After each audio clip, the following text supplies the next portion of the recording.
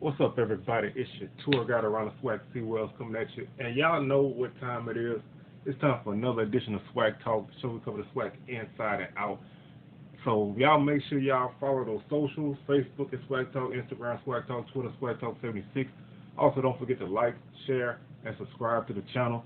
Also, hit the notification bell to be alerted to any videos that I upload. And we got a lot of new stuff coming to you consistently, so y'all make sure y'all keep it locked with us. And now on to the show.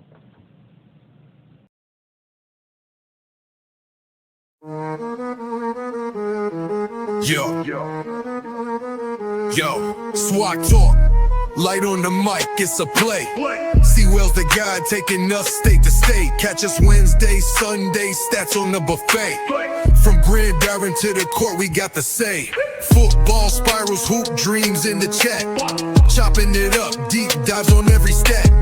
Texas to Florida, repping border to border. Arkansas to Bama, the vibe getting warmer. SWAC talk, keep the knowledge on deck. See well spinning, wisdom gotta show respect. Facts flying higher than a wide receiver's check. From football to hoops, what y'all expect?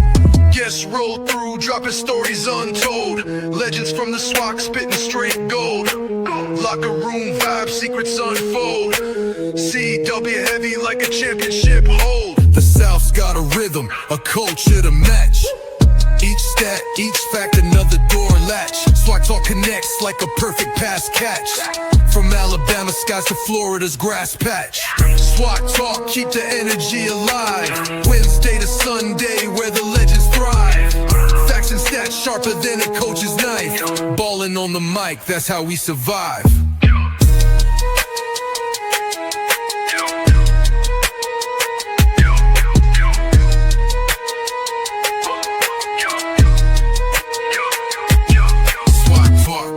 Keep the energy alive.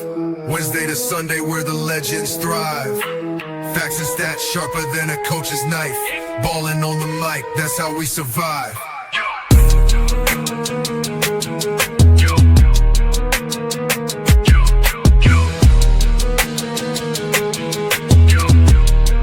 That's how we survive.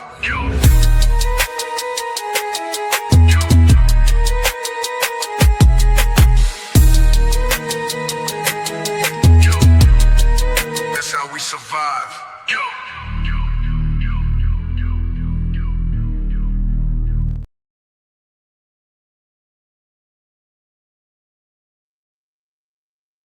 All right, everybody, what is going on? How y'all doing? Welcome to another edition of SWAC Talk. Of course, y'all know this is a show we go to SWAC inside and out.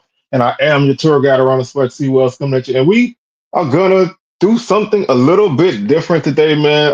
Salute to HBCU GameDay. They had started a series where they talked about hypothetical Celebration Bowl matchups.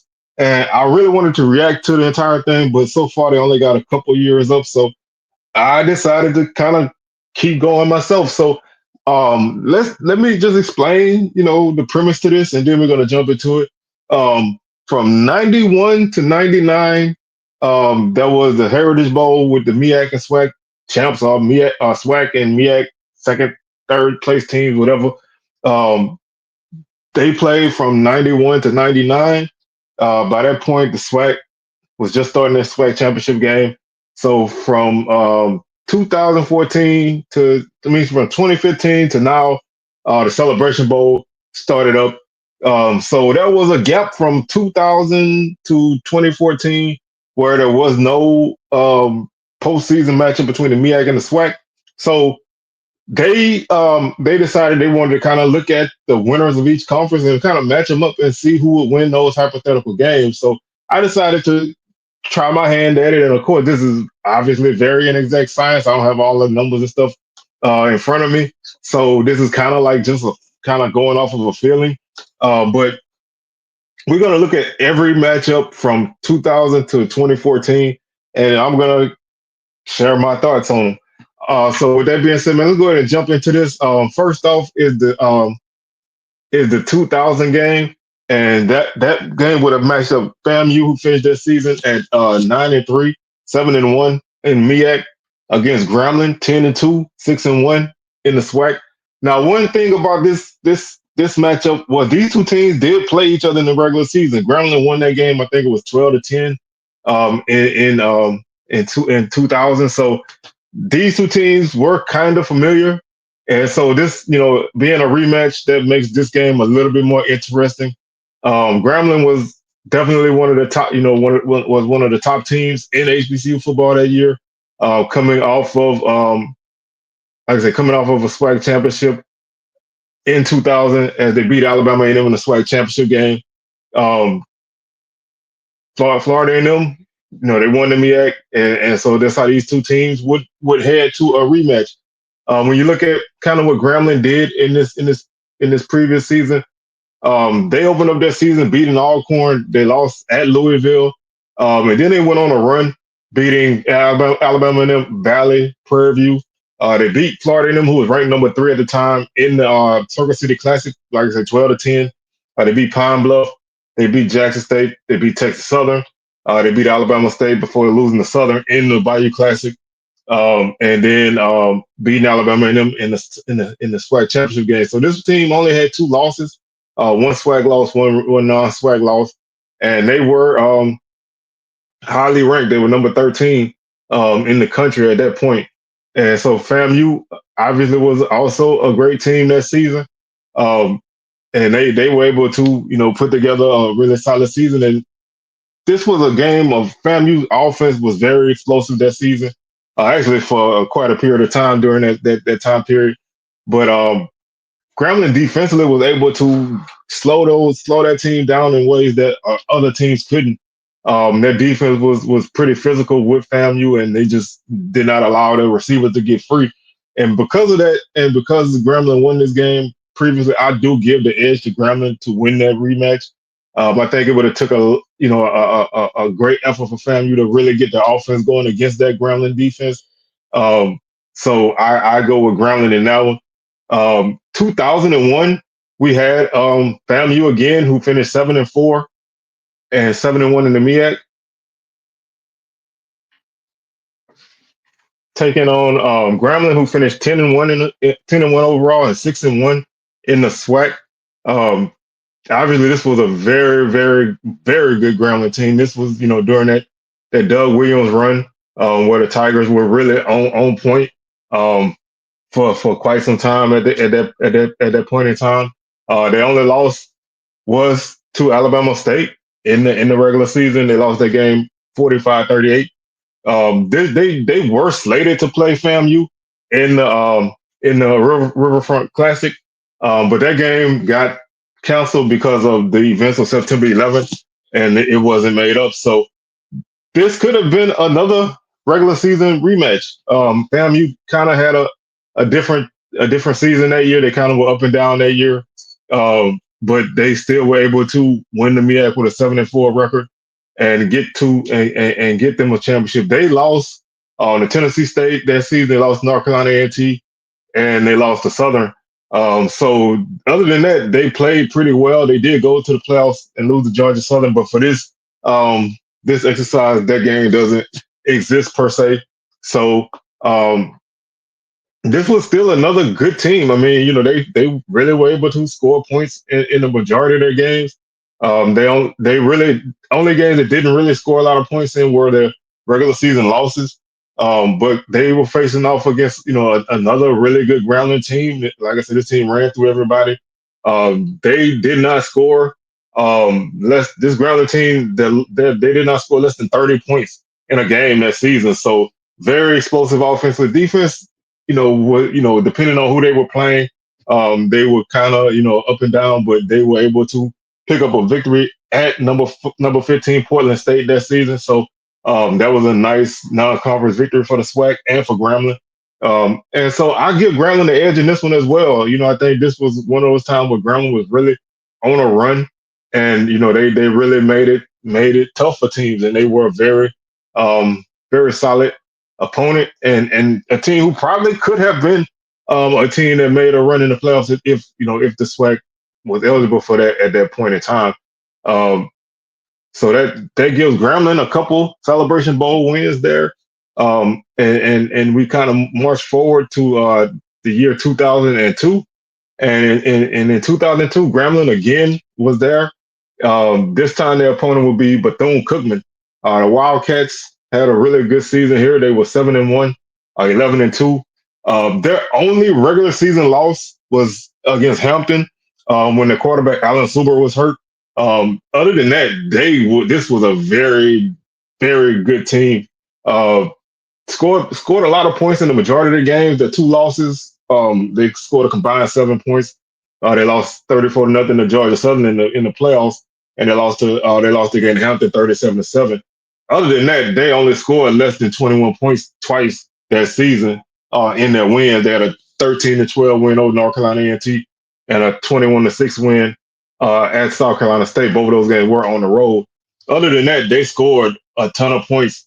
Um, those were actually the only two games in their wins that they scored below 30 points. So this was a very, very explosive offense. And defensively, they were pretty solid too. Other than giving up the points in those big losses, they only gave up 27 points twice in two wins. Other than that, they were giving up less than 12 points or less than 17 points. So this was a very, very solid team all around. Um, and definitely a team worthy of being a champion. This Grambling team this season, again, another good season. You're looking at a team that finished the season 6-1. The only conference loss that season was to Southern in the Bayou Classic, and the other loss was to McNeese in the opening game of the season. But they went 6-1, 11-2. And again, they had a really explosive offense. So this is a game of really explosive offenses. um, Grambling never scored lower than 20 points, which was the 20 they scored against McNeese. In their wins, they only scored lower than 31 points once, and that was 23 at Alabama A&M. So this was an offense that was really putting points on the board. You know, this was one of those teams that really was able to make a lot of things happen offensively and defensively. They were strong too. So this is a great matchup. To me, this is one of those matchups that I would have loved to see, and these are the kind of matchups that this series is made for. I went with Bethune in this one only because, like I said, that only loss that actually matters in this series because if you're looking at a hypothetical Celebration Bowl game that would not have been a playoff game, their only loss was to Hampton because their quarterback got hurt. So other than that, this team was basically unstoppable. And so even though Grambling was a really great team, they took a loss to a Southern team that really wasn't that great that year, and that kind of hurts a little bit. But I like Bethune in this one. I think either team could have won this game. Grambling could be working on three straight at this point, but I went with Bethune in that one because I thought the Wildcats were just that dominant. If like I said, if you don't have a missing quarterback, then you're really looking at a team that could um that could run through everybody in black college football. So I'll go with the Wildcats there. 2003, it was another season that we did have a regular season matchup between these two teams. North Carolina A&T Aggies kind of came out of nowhere this season and finished that season at 10-3, and so they were able to finish at 10-3 and 6-1 in conference play, and they would face off against a Southern team that had one of the better teams that Southern's had in a while, and so they were able to finish their regular season with a mark of 12-1, 6-1 overall. I mean, 6-1 in conference, 12-1 overall. Southern would be crowned the Black College National Champs that season, um, and finished 13th in the nation overall. This was a team that scored a lot of points defensively. They were pretty solid. They only gave up more than 20 points um, three times, or four times that season. 20 to Jackson State, 25 to Alabama A&M, 36 to Alcorn, which was their only regular season loss, and 41 to Grambling in a crazy shootout. But other than that, Southern's offense typically put points on the board. Defense did a pretty solid job of keeping teams off the board. And like I said, these two teams played in Las Vegas in the early portions of the season. And Southern won that game 35-16, but Southern actually led their game like 35-3 before the Aggies scored two late touchdowns. Um, I think this is one of those matchups where, I think the team who won the regular season matchup would probably win it again. I think it'd be closer because Southern did take a while to get going against A&M and A&T, and A&T did put up a great battle in that matchup. They just kind of had a tougher time being able to get past Southern off that in that game. They had a lot of tough turnovers. So you figure if they play that game again, they may not turn the ball over as much. And by that point, they may have been able to figure out what Southern was doing and make this a closer game. But I still think Southern would win that game. But I do think it would be a lot closer than what the what that regular season matchup turned out to be. And so that takes us to 2004, and this is our first of I think three seasons of seeing Hampton make it. Hampton went on a nice little run there in the MEAC, and Alabama State came out of the SWAC that season with a 6-1 record, 10-2. Um, this was another really good team. The Hornets had, I think they were able to um, be a really solid offensive team. They scored a lot of points again. They only scored less than 24 points once, and that was in the 27-17 loss to Tuskegee in the Turkey Day Classic. And the only other loss, they scored 41 points against Southern in a game that they led late in the game. So they had a miraculous comeback. But they did defeat Southern in the SWAC championship game by a score of 40-35. So um, this offense was led by Tavares Jackson at quarterback, and they really had a really solid group of guys all around him on both sides of the ball. Um, and so they were able to, finish number 20 in the country. But Hampton coming into this game, they would enter this game with a record of 6-1 in conference, 10-2 overall. They finished number 12 in the country. Um, uh, 12 in Division One AA at the time, FCS. Their only regular season loss was at Delaware State by a score of 28-23. Um, Other than that, they had a couple non-conference victories over Western Illinois by 20 and Gardner Webb by 23. So they did play well against their non-conference opponents, and Gardner Webb was number 25 at the time of that game. Um, Delaware State was number excuse me. So they were able to really play some solid ball, and of course, like I said, they lost at William and Mary in the playoffs. But for our exercise, the game doesn't really matter. This is another good matchup. Hampton um, had a really great offense again. They had a really good running game with Alonzo Coleman. So I think they could run that ball on Alabama State and kind of dictate the tempo of this game. But this would have been a physical game. Bama State was pretty physical on both sides of the ball at that point. But who did I go with?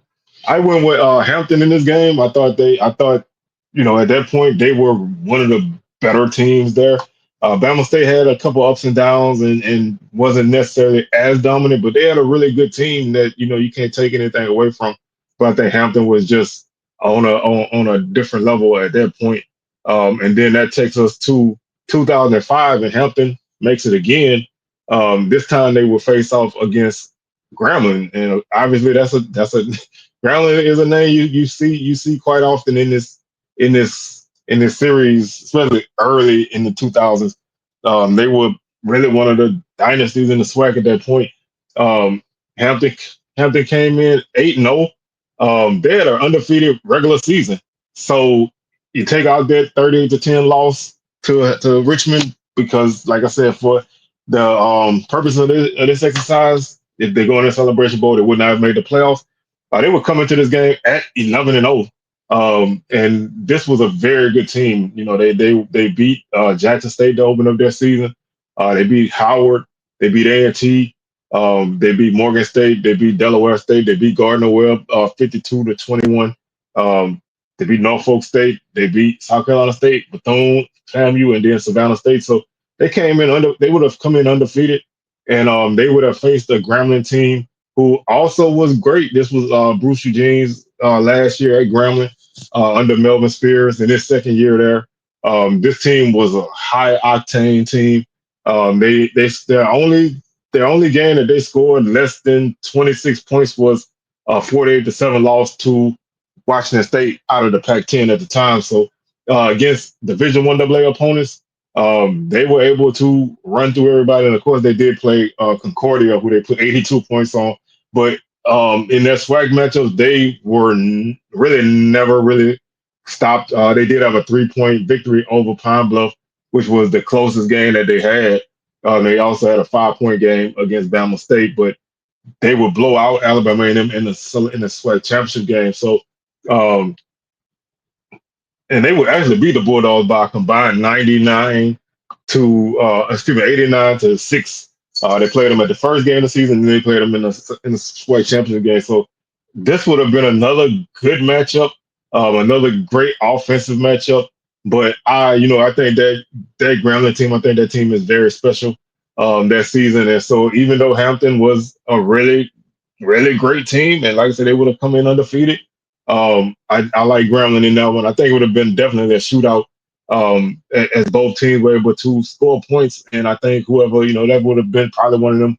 Whoever gets the last stop gets the win. But um, Hampton would represent the MEAC again in 2006. So like I said, they were in the midst of a three-peat. So you see these guys pop up again, and they would take on Alabama A&M, who would win the SWAC, defeating Pine Bluff in the SWAC championship game. Now this A&M team had 9-3 record, 6-3 in conference, taking on a Hampton team that finished with a 7-1 record, 10-2.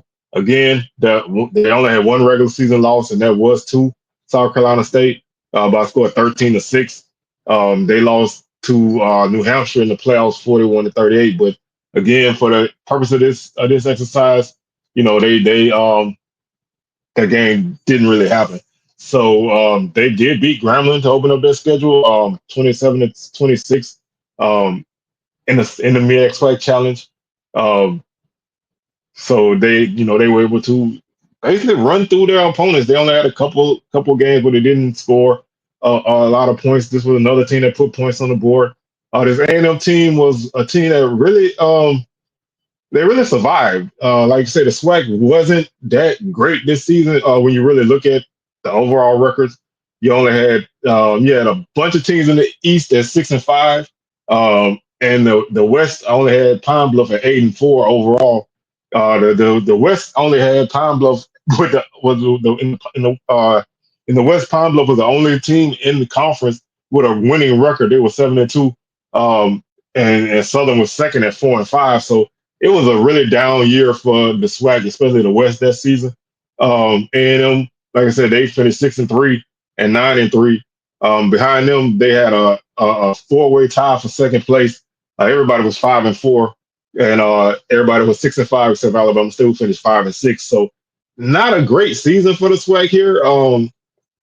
And so like I said, your SWAC champ finished with 3 losses overall. 3 losses in conference, and so I think they weren't necessarily a team that was gonna outscore you a lot. They really wanted to just run the ball on you and try to get it done that way. But I think Hampton would have been too much for them in this game. So I think the Pirates get their second Celebration Bowl win in 3 years here, as they would have defeated Alabama A&M in a game where they were able to kind of dictate the tempo of that game and the pace of that game. That takes us to 2007. And so in 2007, we had a surprise team make it out of the MEAC, and that would have been Delaware State. The Hornets actually had a really good season this season. They went 10-2, 9-0 in conference. Again, they only had one regular season loss, and that was that's what basically that basically kept them from having an undefeated regular season.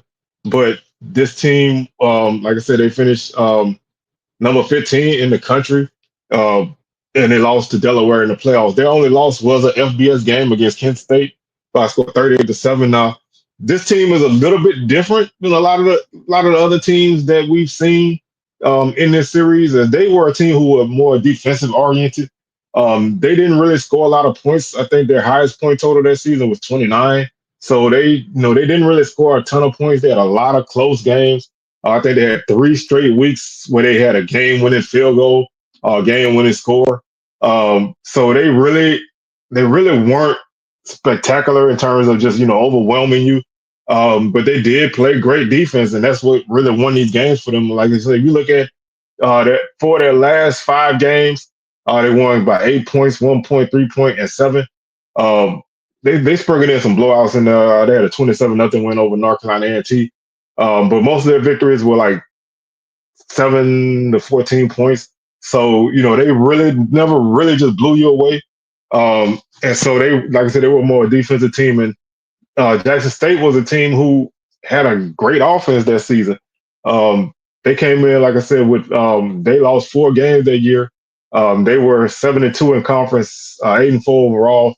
They beat 8-4 Grambling team, who was 8-1 in conference. So they were able to get revenge on Grambling. Grambling beat them 30-20 in the regular season. They were able to beat them in the championship game 42-31. Um, they were again another team that scored a lot of points. The first 2 games, um, they didn't score a lot of points. They got upset by Delta State in the first game of the season, and then they lost to Tennessee State um, the second week of the season. Then they won 4 games in a row before they lost to Grambling, and then they won 2 more. Then they lost to Prairie View by 3. Then they wrapped it up with 2 more wins. But like I said, this is an interesting game because one team that kind of was a surprise team that kind of came out of nowhere and ran through the conference, but they did it in a way that wasn't really pretty against a team who wasn't necessarily the best team in the conference, but had a great offense with some serious playmakers on that side of the ball. So that kind of makes for an interesting matchup there. Um, I still lean on Jackson State in this one because I think Jimmy Oliver and those guys would have been able to make some magic. I mean, call him a magic man. So maybe they could have made a little magic against Delaware State. But I think with the style of ball that the Hornets played, I think this game would have been very close. Um, they typically, like I said, were able to keep themselves in games.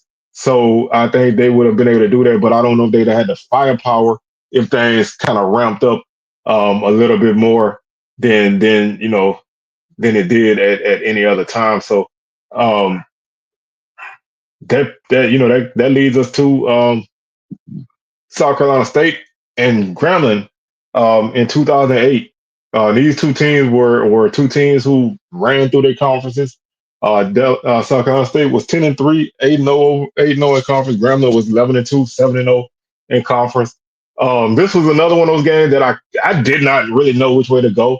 Um, both teams were able to really put up points, and both teams, like I said, they were dominant in their conference. So um, this is one of those games where you really can't go wrong in whoever you pick. Um, and this was the only one that when I started doing this, I left it blank for a good while because I did not know which way I wanted to go with my winner. And even now, I still don't really know who I would pick. Like I said, this would honestly probably be a coin flip for me in this one because I think that both teams were more than capable of taking care of business in these games. Now the Bulldogs, like I said, they had a couple FBS games that year, so that kind of hampered them record wise. But they still were a team who really got after it, and obviously when South Carolina State football, they're gonna run the football, they're gonna play good defense, and they're gonna be physical. And like I said, they had a loss to Clemson and a loss to UCF. Those were their 2 FBS losses, and then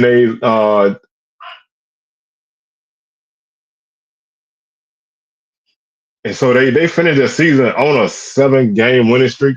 Um, and so I think the Bulldogs would have been a great test for Grambling here. Um,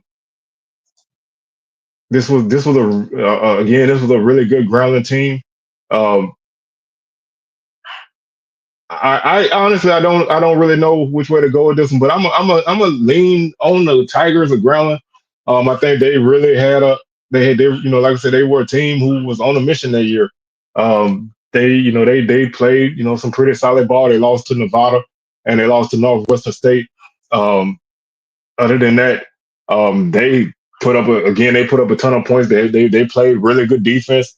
Other than those 2 games, um, so one thing about South Carolina State in that point in time, their defense was really on point later in the season. So that could have been a good indicator to Grambling.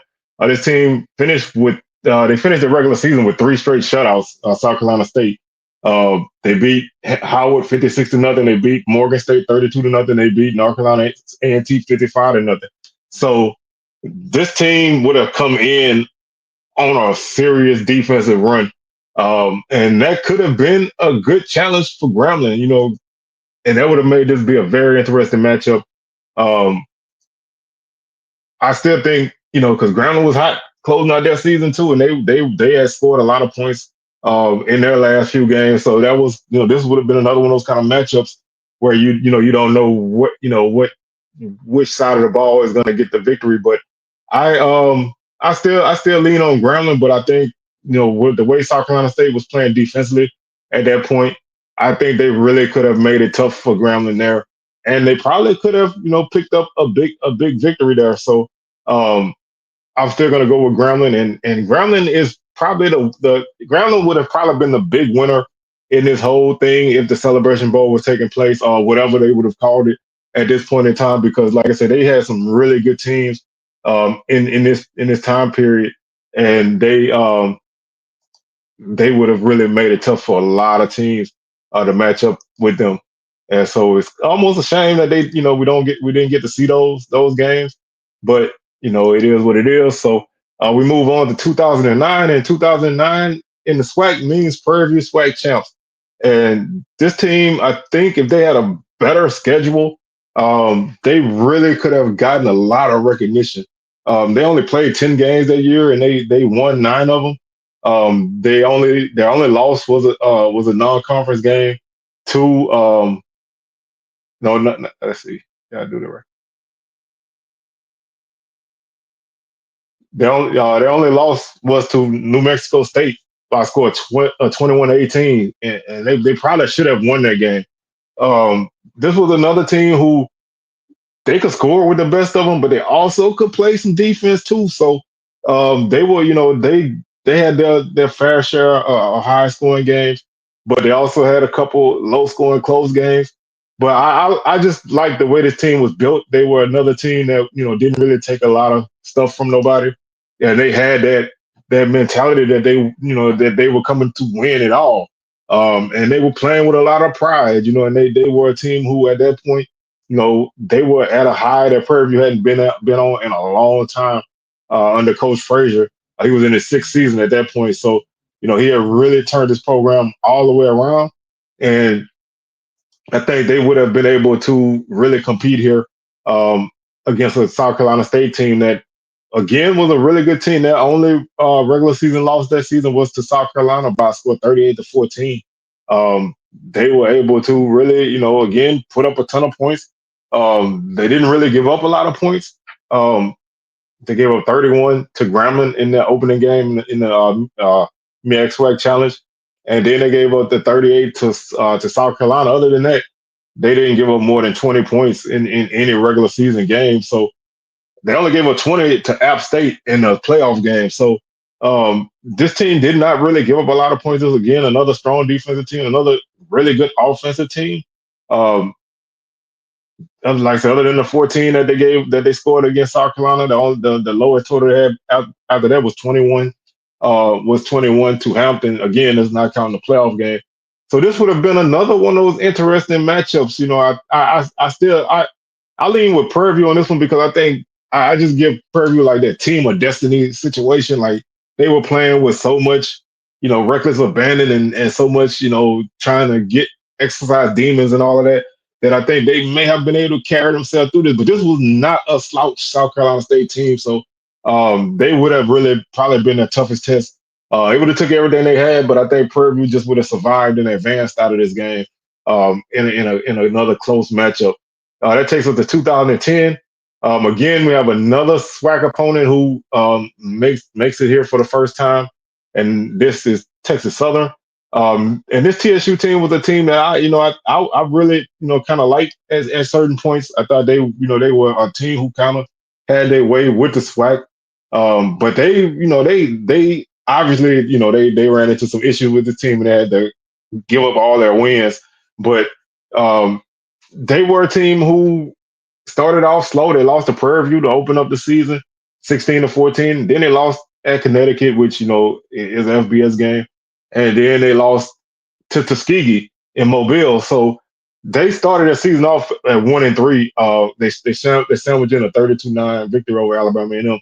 After that Tuskegee loss, they ran through the rest of the conference. So um, and they did it in multiple ways. They had a couple close games. They had some blowouts.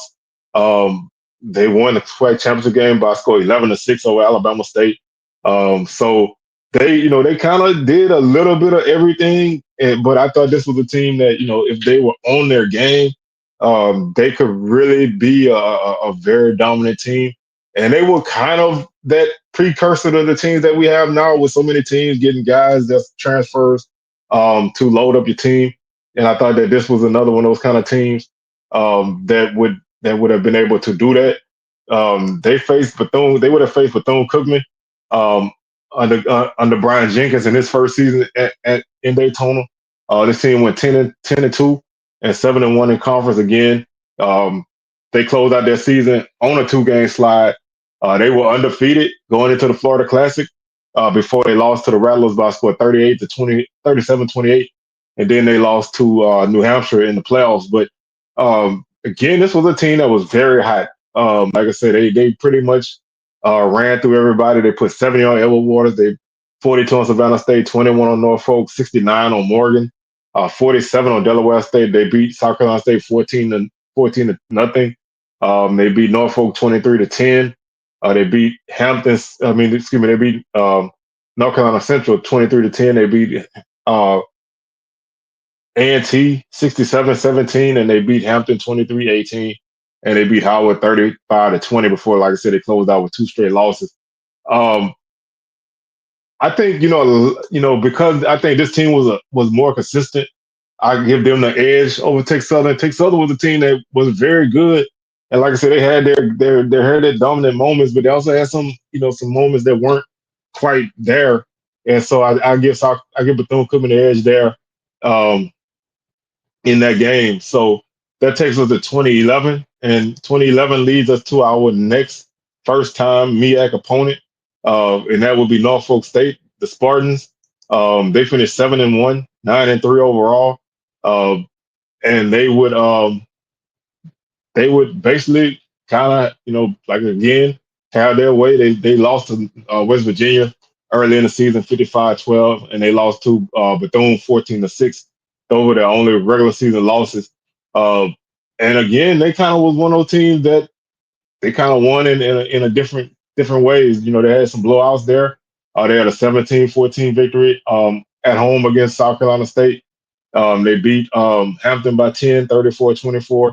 They beat A&T 14-10. So they had some close games there, but then they also had some games where they were able to put up a lot of points and blow some teams out.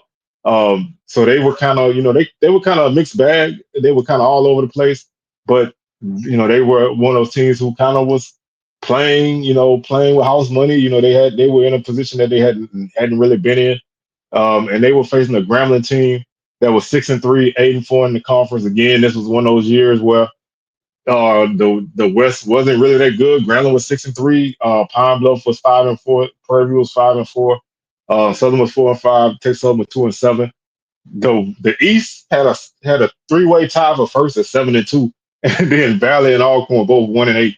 So this was one of those seasons where there weren't that many good teams, and this was one of those downfalls of that 9-game mandate. You playing everybody, and you don't really have opportunity to kind of maybe not run into a couple people.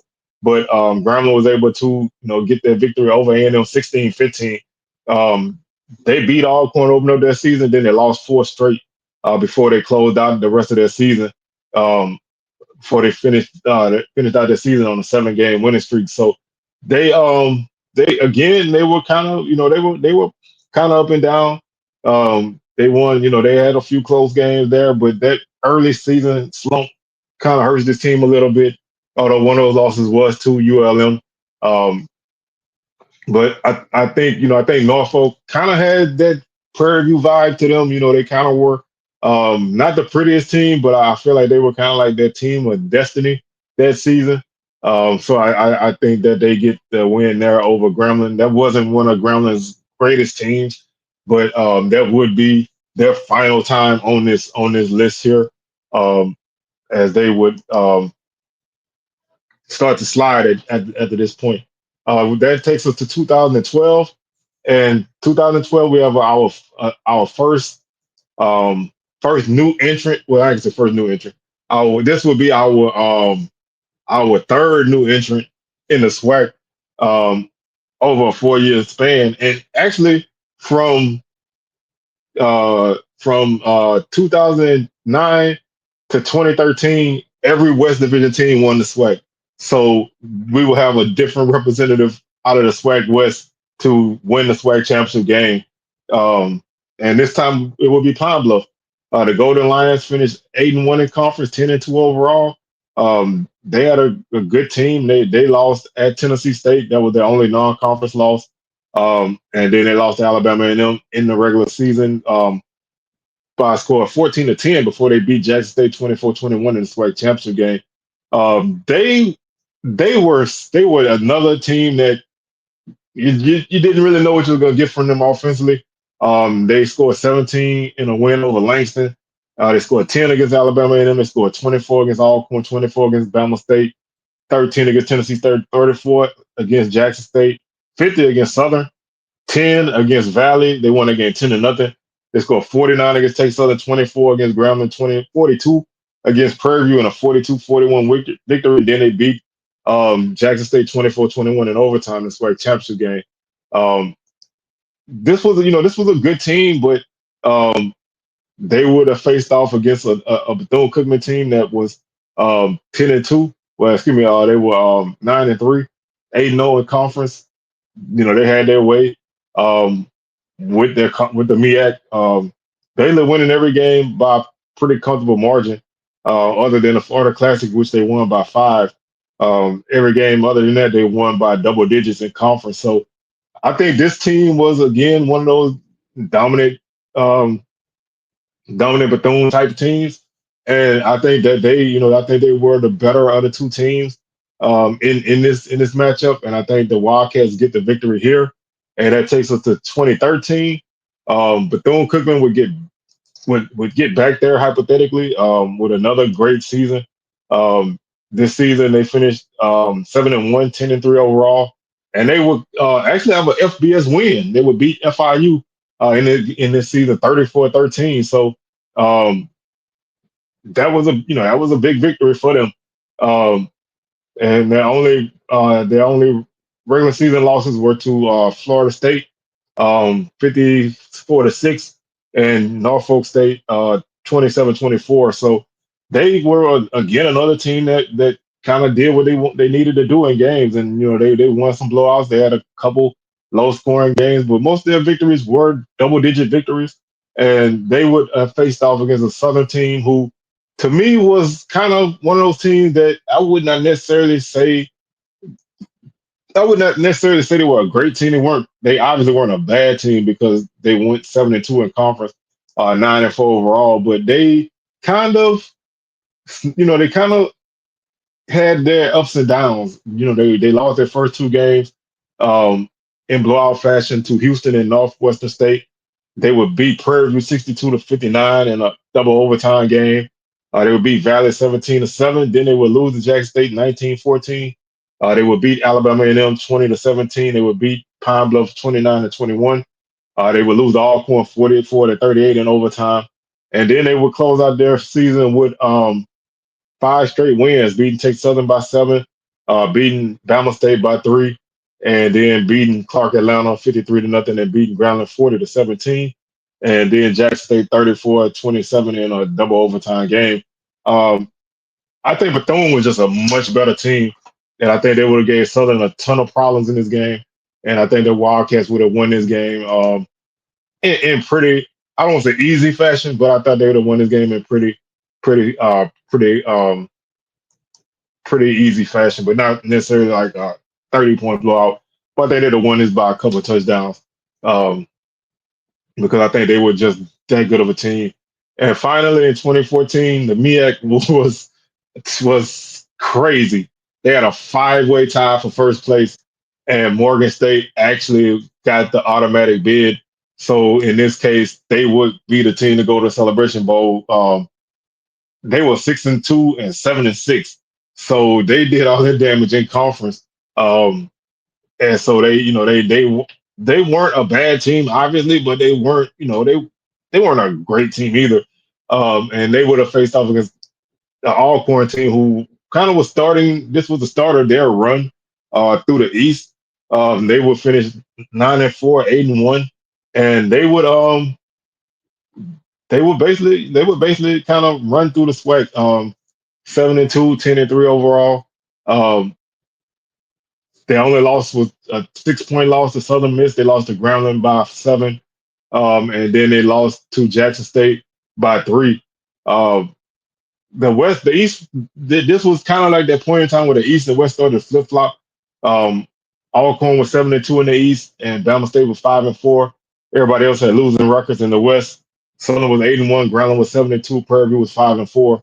So it kind of was like how things started to flip. But Alcorn, this would kind of be the start of a good run for them. Um, but they would have come in this game. I think they were the better team here. Offensively, they really were an explosive team. Defensively, they gave up their fast shell points. They had a 77-48 victory over Prairie View. That's a basketball game. But other than that, they scored, like I said, they scored 55 against Virginia Lynchburg. They scored 52 against Louisiana College, 52 against Valley, 56 against Southern, 33 against Bama State, 40 against Texas Southern, 77 against Prairie View, 41 against Alabama A&M, 56 against Pine Bluff. They scored 31 points against Jackson State in that loss, and then they scored 38 against Southern in the championship game. And even in their the other two losses, they scored over 20 points. So this was a team that really scored a lot of points. They were able to run the ball, they could throw the ball. Like I said, defensively, they were physical.